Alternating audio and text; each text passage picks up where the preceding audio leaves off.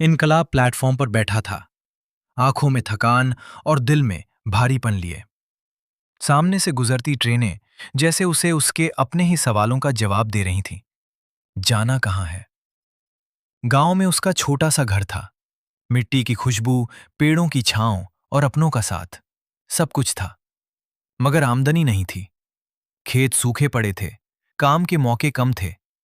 हर दिन एक नई चिंता लेकर आता, आज घर कैसे चलेगा?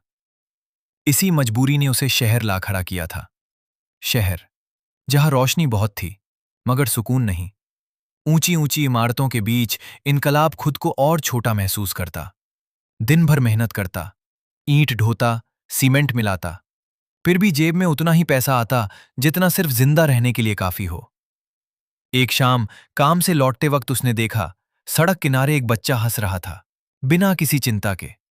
उसके हाथ में टूटी हुई कार थी, मगर चेहरे पर सच्ची खुशी थी। इनकलाब ठिठक गया। उसे अपना बचपन याद आ गया। गांव की गलियां, दोस्तों के साथ खेलना और मां की पुकार। उसने सोचा, गांव में सुकून था, मगर जिंदगी चलाना मुश्किल था।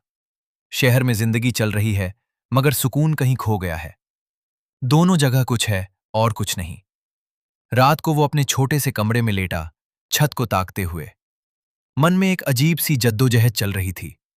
क्या इंसान सिर्फ पेट के लिए जीता है, या सुकून भी जरूरी है? अगली सुबह इनकलाब ने एक फैसला लिया। वो गांव लौटेगा, लेकिन हार कर नहीं, कुछ नया करने के इरादे से। उसने सोचा, अगर शहर में मेहनत कर सकता हूं, तो गांव में भी कुछ कर सकता हूं। शायद छोटा ही सही, मगर अपना काम शुरू करूंगा। ट्रेन में बैठते वक्त उसके चेहरे पर हल्की सी मुस्कान थी। इस बार वो भाग नहीं रहा था, बल्कि अपनी जिंदगी को नए तरीके से जीने जा रहा था। शहर और गांव, दोनों की मुश्किलें अपनी जगह थीं, मगर उम्मीद कहीं भी पैदा की जा सकती थी। इनकलाब ने समझ लिया था, सुकून और संघर्ष, दोनों का संतुलन ही असली जिंदगी है।